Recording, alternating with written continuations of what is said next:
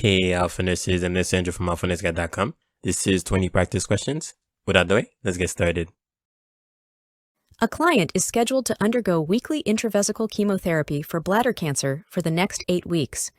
Which of the following indicates that the client understands how to manage the urine as a biohazard? The client will 1.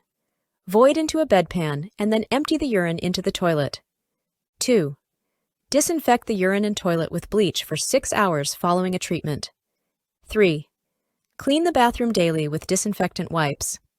4. Use a separate bathroom from the rest of the family for the next 8 weeks. The correct answer is 2. Disinfect the urine and toilet with bleach for 6 hours following a treatment. After intravesical chemotherapy, the client must treat the urine as a biohazard. This involves disinfecting the urine and the toilet with household bleach for 6 hours following a treatment. It is not necessary to use a bedpan and then empty the urine in the toilet. The client can use the toilet, but must disinfect the urine with bleach. The bathroom does not need to be cleaned daily with disinfectant wipes. The client does not need to use a separate bathroom as long as the client's urine is disinfected with bleach. The nurse is teaching the client with an ileal conduit how to prevent a urinary tract infection. Which of the following measures would be most effective? 1. Avoid people with respiratory tract infections. 2. Maintain a daily fluid intake of 2,000 to 3,000 milliliters. 3. Use sterile technique to change the appliance. 4. Irrigate the stoma daily. The correct answer is 2. Maintain a daily fluid intake of 2,000 to 3,000 milliliters. Maintaining a fluid intake of 2,000 to 3,000 milliliters per day is likely to be most effective in preventing urinary tract infection. A high fluid intake results in high urine output, which prevents urinary stasis and bacterial growth. Avoiding people with respiratory tract infections will not prevent urinary tract infections. Clean, not sterile, technique is used to change the appliance. An ileal conduit stoma is not irrigated. A female client who has a urinary diversion tells the nurse, "This urinary pouch is embarrassing. Everyone will know that I'm not normal. I don't see how I can go out in public anymore." The most appropriate nursing goal for this client is to 1. Manage her anxiety about her health. 2. Learn how to care for the urinary diversion. 3. Overcome feelings of worthlessness. 4. Express fears about the urinary diversion. The correct answer is 4. Express fears about the urinary diversion. It is normal for clients to express fears and concerns about the body changes associated with a urinary diversion. Allowing the client time to verbalize concerns in a supportive environment and suggesting that she discuss these concerns with people who have successfully adjusted to ostomy surgery can help her begin coping with these changes in a positive manner. Although the client may be anxious about the situation and may be feeling worthless, the underlying problem is a disturbance in body image. There are no data to indicate that the client does not know how to care for the urinary diversion. The nurse is evaluating the discharge teaching for a client who has an ileal conduit. Which of the following statements indicates that the client has correctly understood the teaching? Select all that apply. 1. If I limit my fluid intake, I will not have to empty my ostomy pouch as often. 2. I can place an aspirin tablet in my pouch to decrease odor. 3. I can usually keep my ostomy pouch on for 3 to 7 days before changing it. 4. I must use a skin barrier to protect my skin from urine. 5. I should empty my ostomy pouch of urine when it is full. The correct answers are 3. I can usually keep my ostomy pouch on for 3 to 7 days before changing it, and 4. I must use a skin barrier to protect my skin from urine. The client with an ileal conduit must learn self-care activities related to care of the stoma and ostomy appliances.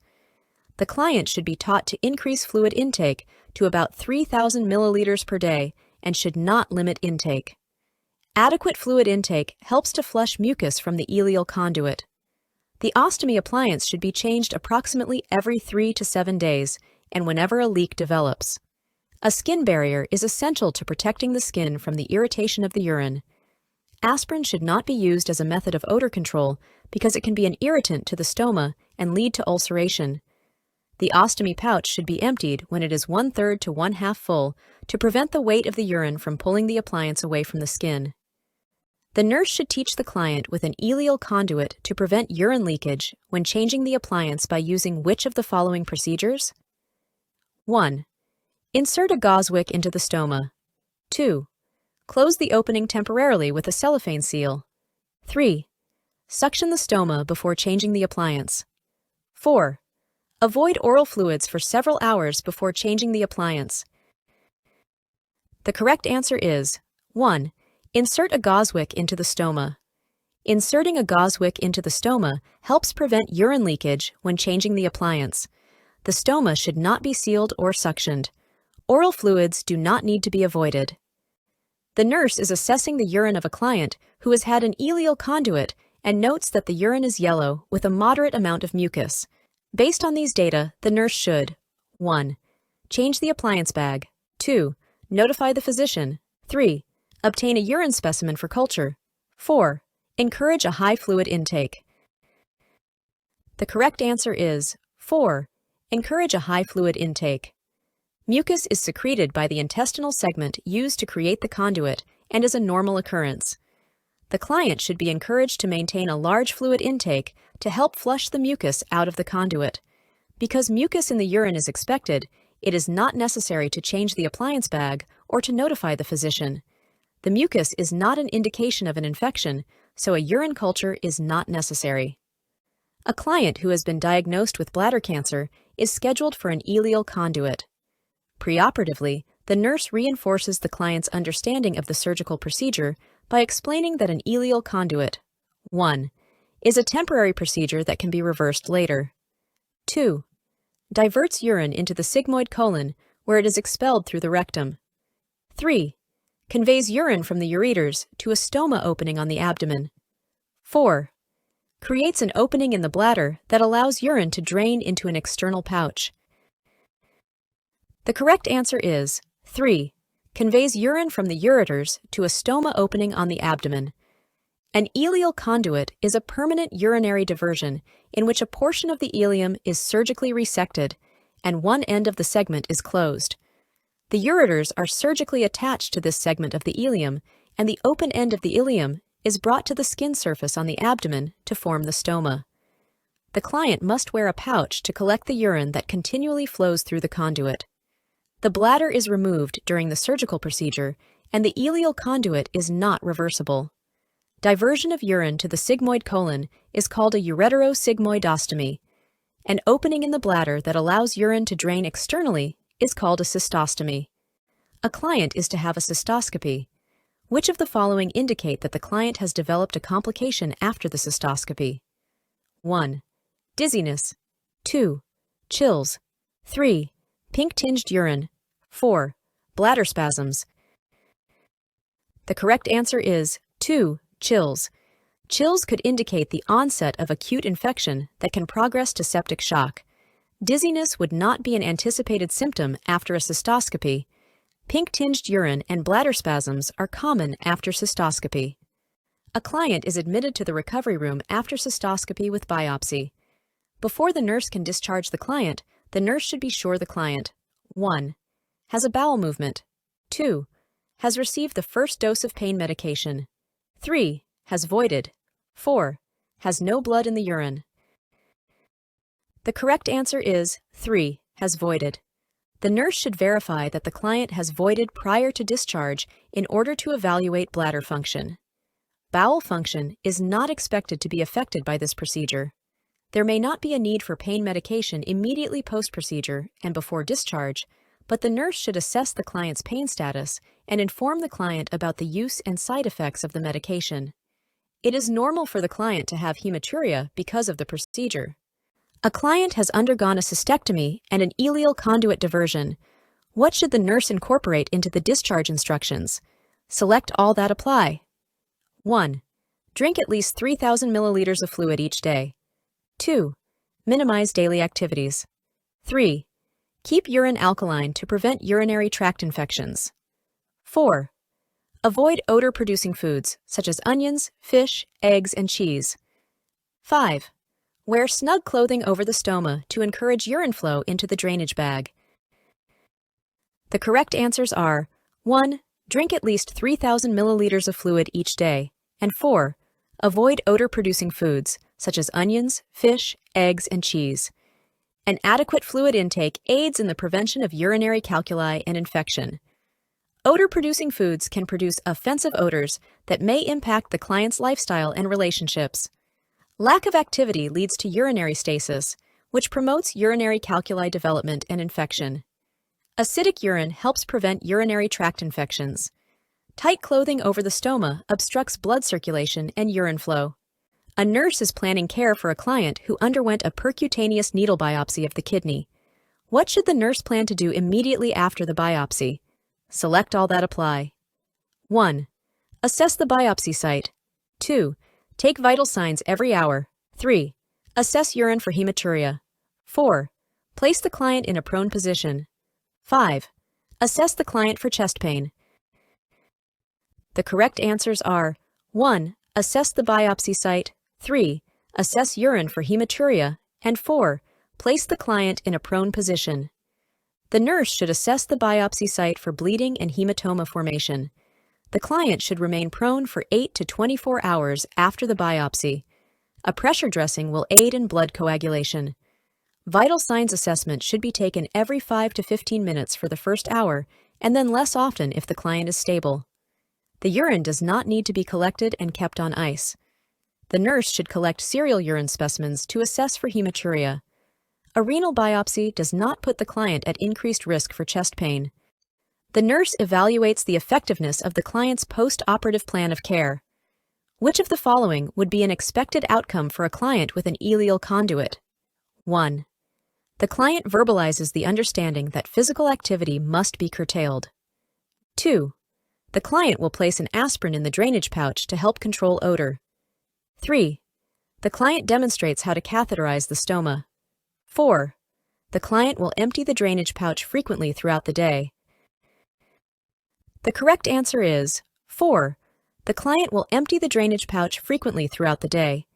It is important that the client empty the drainage pouch throughout the day to decrease the risk of leakage. The client does not normally need to curtail physical activity. Aspirin should never be placed in a pouch because aspirin can irritate or ulcerate the stoma. The client does not catheterize an ileal conduit stoma. The nurse teaches the client with urinary diversion to attach the appliance to a standard urine collection bag at night. The most important reason for doing this is to prevent 1. Urine reflux into the stoma. 2. Appliance separation. 3. Urine leakage. 4.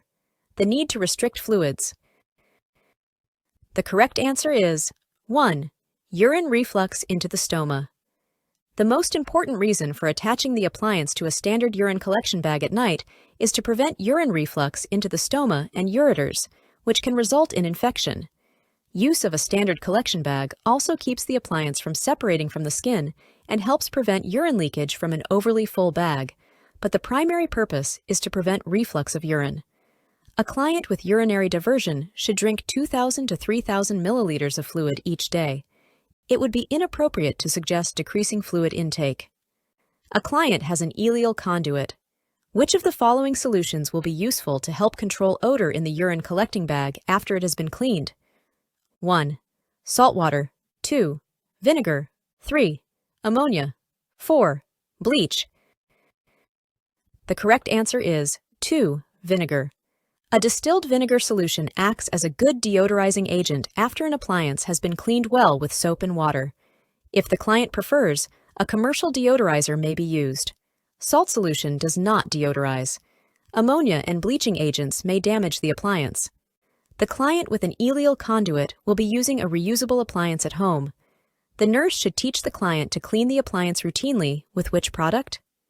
1. Baking soda. 2. Soap. 3. Hydrogen peroxide. 4. Alcohol. The correct answer is 2. Soap. A reusable appliance should be routinely cleaned with soap and water. When teaching the client to care for an ileal conduit, the nurse instructs the client to empty the appliance frequently. Which of the following indicates that the client is following instructions? 1. The skin around the stoma is red. 2. The urine is deep yellow. 3. There is no odor present. 4. The seal around the stoma is intact. The correct answer is 4. The seal around the stoma is intact. If the appliance becomes too full, it is likely to pull away from the skin completely or to leak urine onto the skin.